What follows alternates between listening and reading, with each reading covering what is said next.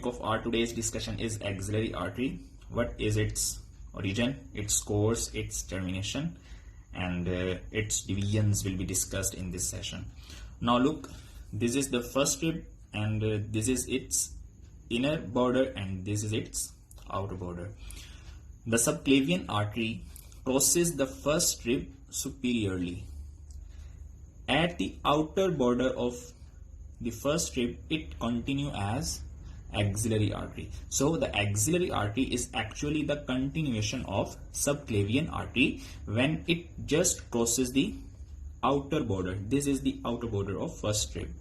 So this is subclavian artery,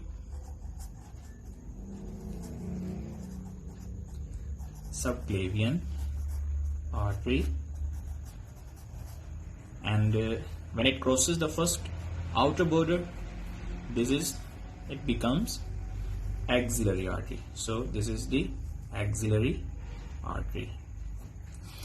Now the axillary artery descends downwards and laterally. You can see here, this is the lateral side as there lies the humerus bone, and it descends downwards and laterally. Then the axillary artery passes through the axilla behind the pect minor muscle. So this muscle is pect minor muscle.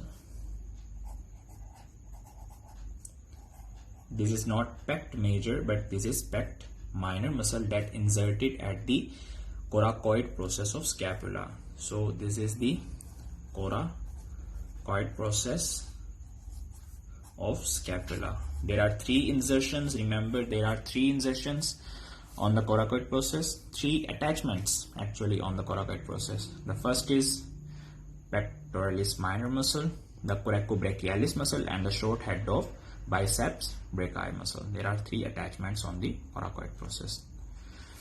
Then the artery descends downwards and laterally, and it crosses the teres major muscle. So this muscle is teres major muscle.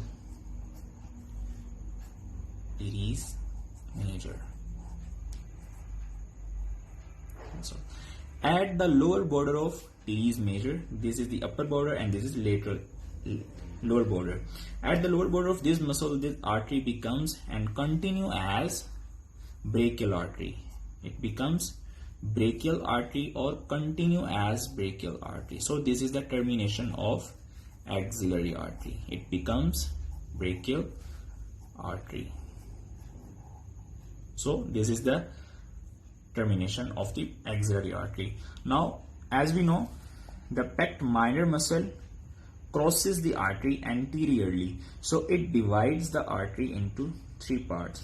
This is the first part, and the part behind the muscle is second part, and the part away from the muscle or lateral to the muscle is third part. So this is first part. The part behind it is actually second part, and the part proximal or distal to the muscle is third part. You can also say them as proximal part, middle part, and distal part as well. So we are going to talk about the branches of the axillary artery. From the first part,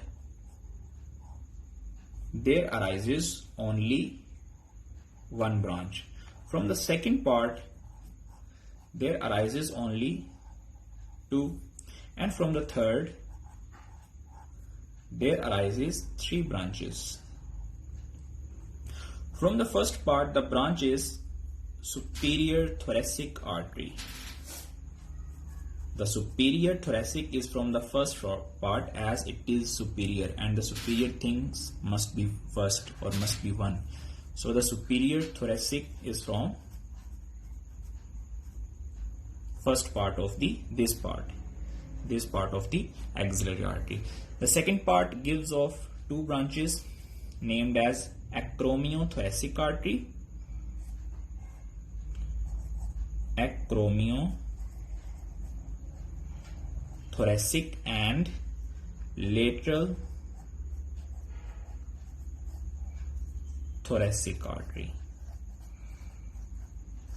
arteries.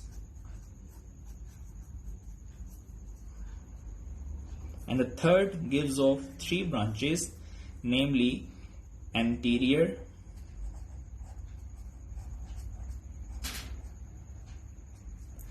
posterior, anterior and posterior, circumflex humeral arteries. Circumflex humeral arteries.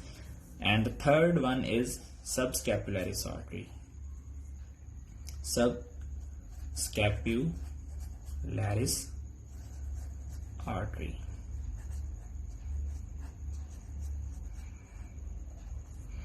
The anterior and posterior circumflex means they form a circle. Humeral means around the humerus. They form the circle around the humerus.